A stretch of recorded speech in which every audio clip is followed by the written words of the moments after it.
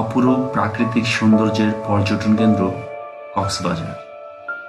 পাহাড় আর সাগরের মিতালি এর এক অনন্য বৈশিষ্ট্য। এছাড়া সমুদ্রের উচ্ছ্বাসিত তরঙ্গমালা, দিগন্ত প্রসারিত ঝাউবন, বিস্তীর্ণ বেলাভূমি আর দেশি বিদেশি অসংখ্য পর্যটকের ভিড় কক্সবাজারকে করেছে অনন্য। আজ আমরা জানব বাংলাদেশের সর্বদক্ষিণের জেলা কক্সবাজার জেলা সম্পর্কে। প্রথমে জেনে নেই কক্সবাজার জেলার ভৌগোলিক অবস্থান। বাংলাদেশের মানচিত্রে সর্বদক্ষিণের জেলা কক্সবাজার। জেলাটি চট্টগ্রাম বিভাগের অন্তর্গত। এ জেলার উত্তরে রয়েছে চট্টগ্রাম জেলা, পূর্বে আছে বান্দরবান জেলা, যা নাফ নদী ও মায়ানমার রাখাইন প্রদেশের অন্তর্গত, এবং পশ্চিম ও দক্ষিণে রয়েছে বঙ্গোপসাগর। রাজধানী ঢাকা থেকে এ জেলার দূরত্ব প্রায় 402 কিলোমিটার এবং বিভাগীয় শহর চট্টগ্রাম থেকে 143 কিলোমিটার।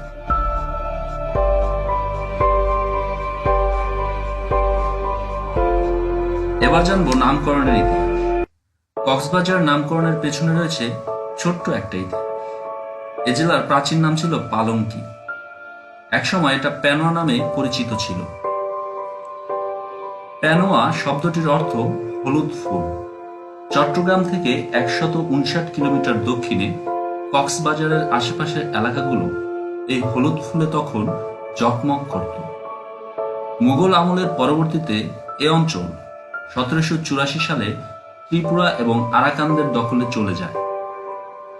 ইস্ট ইন্ডিয়া কোম্পানির নৌ অফিসার হিরাম কক্স 1799 সালে সেখানে একটি বাজার স্থাপন করেন, যা কক্স সাহেবের বাজার নামে প্রতিষ্ঠা পায়।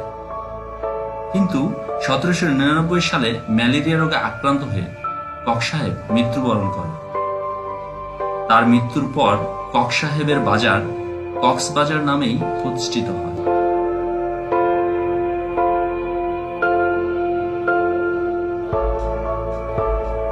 এক নজরে দেখে নেই কক্সবাজারের প্রশাসনিক এলাকাসমূহ।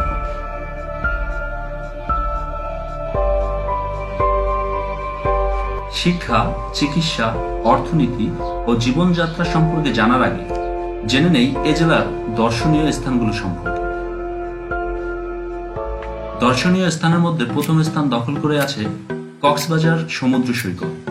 কক্সবাজার তার নৈসর্গিক সৌন্দর্যের জন্য বিখ্যাত। এটি একটানা 155 কিলোমিটার পর্যন্ত বিস্তৃত, যা 2002 সালে পৃথিবীর দীর্ঘতম সমুদ্র সৈকত হিসেবে রেকর্ড গড়ে। পর্যটন শিল্পকে কেন্দ্র করে এখানে গড়ে উঠেছে অনেক প্রতিষ্ঠান। বাংলাদেশ পর্যটন কেন্দ্র নির্মিত মোটেল ছাড়াও 20টির অধিক 5 তারা বা 5 স্টার হোটেল রয়েছে। মায়ানমার, থাইল্যান্ড, চীন প্রভৃতি দেশ থেকে আসা বাহারি জিনিসপত্র নিয়ে এখানে গড়ে উঠেছে বারেজ মার্কেট ও ঝিনুক মার্কেট। কক্সবাজার উন্নয়ন কর্তৃপক্ষ কর্তৃক নির্মিত হয়েছে ফিউচার পার্ক, শিশু পার্ক ও অসংখ্য পর্যটক স্থান। তাছাড়া এখানে রয়েছে দেশের সর্ববৃহৎ সাফারি পার্ক, দি বঙ্গবন্ধু শেখ মুজিব সাফারি পার্ক, যা ডুলহাজারা সাফারি পার্ক নামে পরিচিত। এই পার্কটি হরিণ প্রজনন কেন্দ্র হিসেবে প্রতিষ্ঠিত হলেও এখানে বাঘ, সিংহ, হাতি, বালক দেখতে পাওয়া যায়।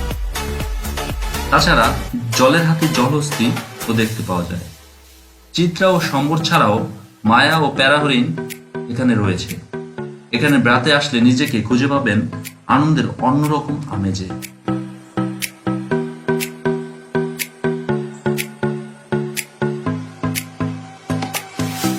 কক্সবাজার শহরের অদূরে রয়েছে রামুতে বৌদ্ধ ধর্মাবলম্বীদের পবিত্র তীর্থস্থান বৌদ্ধ মন্দির।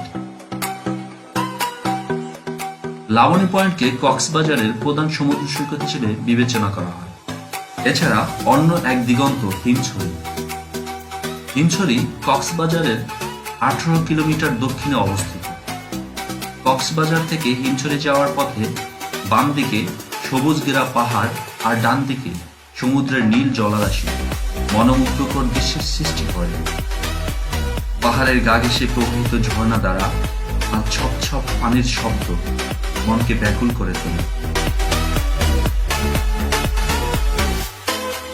অভাবনীয় সৌন্দর্যে ভরপুর কক্সবাজার থেকে মাত্র ৮ ঘন্টার রাস্তায় ৩৫ কিলোমিটার দূরত্বে শহর থেকে দক্ষিণে রয়েছে ইনানি বিচ বা ইনানি সমুদ্র সৈকত।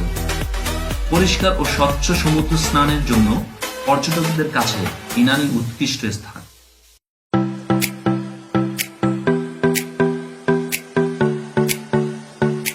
এছাড়াও কক্সবাজার লাবণী বিচে নির্মাণ করা হয়েছে শেখ কামাল আন্তর্জাতিক ক্রিকেট স্টেডিয়াম, যা স্থানীয়ভাবে কক্সবাজার ক্রিকেট স্টেডিয়াম নামে পরিচিত।